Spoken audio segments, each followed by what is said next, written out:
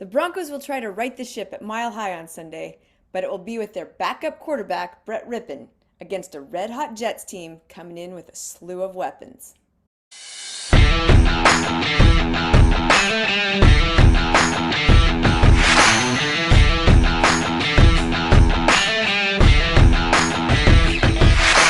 Before we get to this week's news, do me a favor and please subscribe to the channel, MHR Live, and hit the like button. It will help us all. Hey Broncos country, I'm Lori Lattimore-Volkman, and this is the Roundup.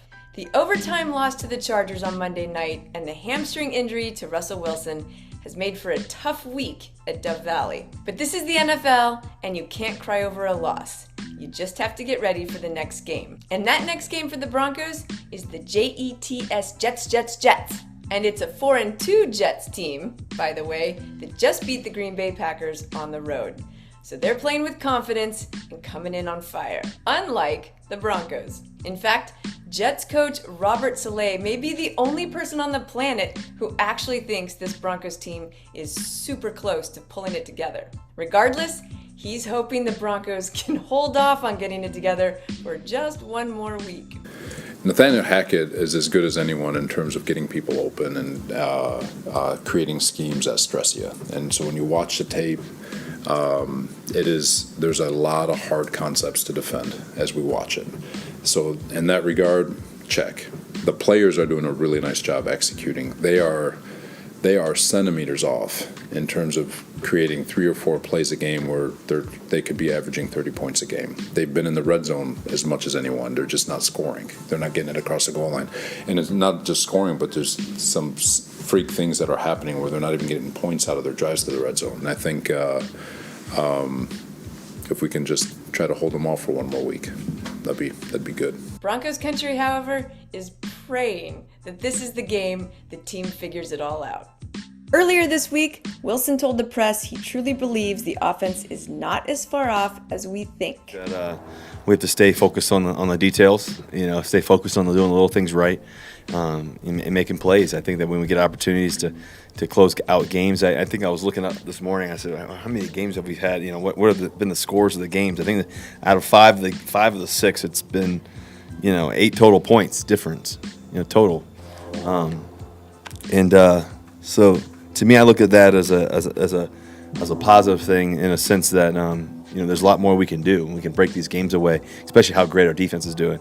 I think the momentum, the tempo, when we can capture it, feed off of that like we did. I think we got a big play with Jerry, and the next thing you know, Dolchich gets in the end zone. Those are the kind of moments we got to have, and finding more of those, I think it's going to really help us. 3rd down and 13. Wilson gets away from Mack. Throws on the run and finds Jerry Jeudy. Did what we've seen him do so many times over his career. Russell 9 for 9 to 9 different receivers.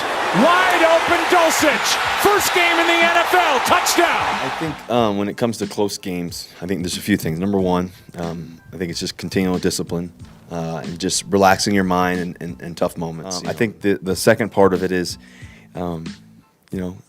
playmaking. We've made some of them. We made some really great ones. I think about the 49ers game when we were able to, against a really great, as you guys know, really great defense and everything else. We were able to drive down when the game was on the line and score a touchdown and make some big plays, when we needed to. That's in us. Wilson airs it out. He's got Hamler. Hamler inside the 30. It takes great belief, unwavering belief, and no matter what the circumstances, are, no matter what the score looks like, no matter what's happened the play before, no matter how good or bad, unwavering belief. Well, that unwavering belief will need to transfer to Brett Rippon as he'll start just his 2nd NFL game on Sunday. Interestingly, his first game was also against the Jets, and he led the Broncos to a win. Air it out downfield, one-on-one coverage, and this one is caught. And backing into the end zone is Jerry Jeudy with his first touchdown catch in his rookie season. But this is a different Jets team with a lot of playmakers on both sides of the ball. Whether it's standout corner Sauce Gardner or QB terrorizer Quinnen Williams, this defense is for real.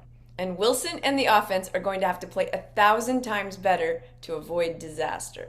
Well, Sauce is playing at a high level. I mean, he's got so much confidence. You could see it on the tape. You can see how he's walking around playing. I mean, both in man coverage, off coverage, the different things that they ask him to do. And you see he's making plays on the ball. He's challenging anybody and everybody. And, I mean, he's going to be a special player for them for a long time. And he kind of fits the mold of that kind of a defense. But it's not just the secondary. It's also the defensive line that could be a huge problem for Wilson, who likes to hold on to the ball for a minute, and the offensive line, who got bulldozed by the Chargers. The Jets' defensive front, I mean, they're very good. I mean, those interior guys, I mean, all of them across the board. They're playing at a high level. They're penetrating defensive front, and they cause havoc. I mean, they go right up the middle, right through their gaps. They keep those linebackers clean, and the linebackers are playing at a high level too. But those guys are doing really well, especially in the stunt game. I think that's something that you see a lot, kind of like we talked about the pressure stuff a little bit earlier. All the stuff that they're working, they're as big and strong and powerful as they are. They're very nifty in being able to get through the gaps whenever you give them a sliver of hope. So they're doing a fine job.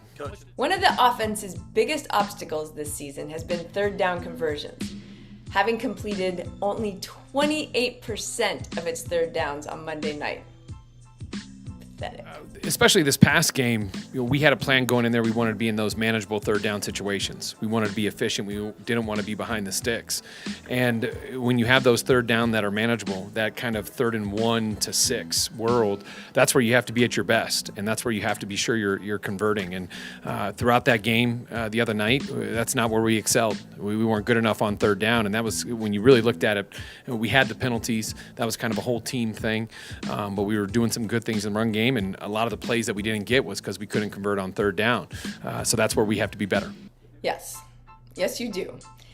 And one of those places to be better will also be picking up the blitz. Another thing that this offensive line and Wilson did very poorly on Monday night. Blitz. Wilson is sacked. Tranquil gets his second. They called a perfect call, to be honest with you. That's really what it was. They called a perfect call. Guy made a good play, came right up the middle. And they brought one extra guy. We didn't have enough guys to block him. So, in today's game, especially on third down, there's a lot of pressure, and people do a lot of different things to try to get one-on-one matchups, and then they start running everybody all over the place. So there's a lot of picks and twists and all kinds of things, and we try to do different things to be able to try to help us. And but it starts with the line, it goes with the quarterback, and then obviously it also goes to those skill positions getting open the right time in the right place due to the different coverages we could face with those different things that are happening. So there's a lot of different. That's the chess match. A lot of different things that you can see, and we got to be sure we execute. If that's a chess match, these Broncos are playing Candyland, and they keep getting stuck in the molasses swamp. Luckily for this Denver team, however, it has a defense that's kicking ass and keeping it in the game. Everyone knows it, especially Saleh. Their defense is playing at an absolute elite level, and so it's just a matter of time for that group when it starts clicking. That's going to be exactly what I think everyone expected. And An interesting stat pointed out by Benjamin Albright this week on Broncos Country Tonight is that this defense actually gets better throughout the game. In the first quarter, it is 10th overall in points allowed to the opponent. In the second quarter, it's 15th overall. So right around average, above average. But in the third quarter, it's 4th overall in terms of points allowed, and in the fourth quarter, 5th. So playing tired, it's still playing very, very good. But it's after halftime that this team really starts coming into their own. In the third quarter, the Denver Broncos are 4th in scoring allowed, in the fourth quarter, 5th. So they are a top 5 defense in the second half. They make the slight adjustments at the half, and then they are able to shut you down. The problem is the offense has not been able to take advantage of the fact that the defense has shut them down. Right, so this is just very quickly on that. So, yeah, the offense has not been able to take advantage of, but the defense is doing this without the complementary play of the offense. Right. They're on the field for a ridiculous amount of plays, and yet they're able to be top 5 or top 4 in those quarters in scoring without the complement of the offense. They're getting better as they're getting tired. Which is remarkable. That almost never happens. And it seems like every week a new star emerges for this defense. And this past week, it was Alex Singleton. The linebacker, who's filling in for an injured Josie Jewell, piled up 21 combined tackles, which is 4th best in the NFL, and had 19 solo tackles, 2nd best in the NFL. of all time, or at least since they started counting, but that's basically all time. Either way, a very impressive stat. Alex has done a great job stepping in there. I mean, he's doing everything you ask. I think he had 19 solo tackles, a total of 21. We were talking about it. It's one of the best performances, just across the league and for years. I mean, he's done a really good job. I think he's such an instinctual player. I think the scheme fits to him, and he understands it, understands how to fit off things. And it always starts up front. Those guys do a great job keeping people off of him, playing gap and a half, and how they work everything. So, he's done a great job. I can't say enough about Alex. And we've seen Baron Browning just continue to wreak havoc on the quarterbacks. Sometimes with too many offsides calls, but still. Between him and Bradley Chubb, this is a force to reckon with. On first down, pass is in the air and picked off by Browning. Patrick Surtain shows us every week that he's every bit the first-round draft pick we needed. And he and the secondary continue to make it tough on QBs to find an open receiver. Jets' young QB, Zach Wilson, hasn't lit the world on fire yet, but he's getting better and will be a challenge for Denver. But that's not all this Broncos defense will have to worry about. Breece Hall, the rookie running back out of Iowa State, go Cyclones, is lighting the world on fire. Young quarterback that's playing good, a defense that's really sound and really playing well with some young players in the back end, a really good linebacker core. So it's just been kind of steadying the course. Everybody's staying together, and you could see that with them, and you could see them traveling on the road and doing good things. And they're a very good football team. And then same thing with the running back. They pride themselves in running the football, and Mike does a fantastic job on finding unique schemes to be able to get after different defenses. So we know that's going to be a big challenge for us, for our defense, because they're a good running football team. At the end of the day, all these teams want to run the ball, and they have a variety of creative schemes to get it done. And so we got to be ready for the run game. Thor, very talented in terms of his athletic ability. Obviously, he's continuing to grow as in terms of the knowledge of the game. But he's a very good player, and he's picked number 2 or whatever for a reason. And so we got a good challenge ahead of us. In addition to getting ready for the games, perhaps one of Evero's biggest challenges with his defense is keeping them from getting too frustrated with the offense. Absolutely. At the end of the day, we got to win as a team. We got to find a way to win as a team. And, one big point we make to the guys is that we haven't played our best football. So we got to continue to find ways to be better ourselves and focus in on that, and let the offense handle the offense. And, there's a lot of season ahead of us, too. So we can't be short-sighted. No, we can't. This Broncos team must be fully locked in just to keep a game within reach, much less try to win it. Like I said, the games are right there. The games are for us to win, and I think that a lot of the questions that you guys are asking are great and valid questions, and the ones that we're answering in the meeting rooms and everything else. And I think also, too, at the same time, winning heals all wounds. And that's what we need to do, is win. This Sunday will be a tribute to the Super Bowl 32 championship team. Hopefully, a little bit of that mile-high 97-98 magic will rub off on the current team so we can actually start riding. Maybe just trotting, but we'll ride. Someday we'll ride, Broncos country, I promise. Let's ride. Can't help it. I like it. It's dumb, yes, but I like it. Get over it. And let's ride. He's outside of Rod Smith on the left side, McCaffrey by himself to the right. Now Smith in motion across the formation as Elway play fakes, rolls right. Plenty of time, still rolling, still holding the football. Now we'll throw it into the end zone. Pass is going to be caught by McCaffrey. Touchdown! Unbelievable. Elway with a long snap count. Blitz on his way. Davis handoff, first down. Terrell Davis at 45. Look out! Goodbye! TD for TD. 50 yards on the carry for Terrell Davis. That's been true again today. Play action fake. Elway with time. Going for Smith. He's got it. Touchdown. 59-yard strike. Elway to Smith. And it gets a beauty. Drives Darian Gordon all the way back inside his 20. Gathers it in at the 18. He's got a wall now hitting left side. Gordon one to beat. Look out. 25, 30, 40. Gordon into midfield, still on his feet. Gordon's got a chance. 30, 20, 10. He's gone. Touchdown, Denver. There are no flags. High, tight spiral. Gordon from the 25. Middle, 30, 35, 40. 45, 50, here we go again. 45, 40, one to beat. Gordon down the sideline. 20, 10, 5. Are you kidding me? Touchdown! Oh my goodness! Elway in a shotgun with no back to protect it. Elway goes deep.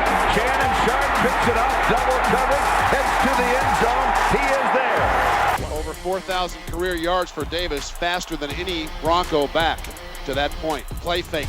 Elway forced step up in the pocket.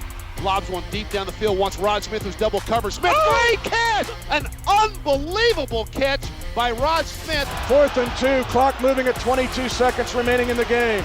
Gerback on 4th down and 2, takes the snap, back to throw, sets his feet, throwing long for the end zone. The pass is tipped and incomplete in the end zone. Broken up by Darian Gordon, intended for Lake Dawson with 12 seconds left to go in the game. And Denver is going to beat Kansas City. Snap is good. 5-man rush. John throws. Pass caught. First down over the 30-yard line. Shannon Sharp. Biggest first down of the year. Elway to Sharp for 18 yards. Oh, baby. 3, 2, 1. Denver goes to the Super Bowl. He's in motion to the left side. Elway, handoff. Davis into the end zone. Touchdown. Same formation. 2nd and goal from the 1. Elway. Davis, same play. Davis to the end zone. Touchdown, Denver! That was a 93-yard drive. And Terrell Davis has been the man today. Fans in Denver now on the edge of their seats. Long count. Davis into the end zone. Rocking, standing up. Can you say Denver is in the lead? Almost offside, but the Packers got back on. Elway scrambling, looking, running, diving inside the 5-yard line for a first down. Is he only 37? How bad does John Elway want to win this football game?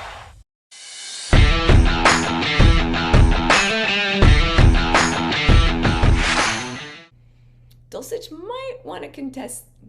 Dulcich might have a few things to say about that, but I'm sure he won't. It's also the defensive line that could be a huge problem for. That could be. And we've seen Baron Browning just continue to get better, jumping off that ball. No, we can't. We can't be long-sighted, short-sighted, non-sighted, any-sighted. We have to be sighted.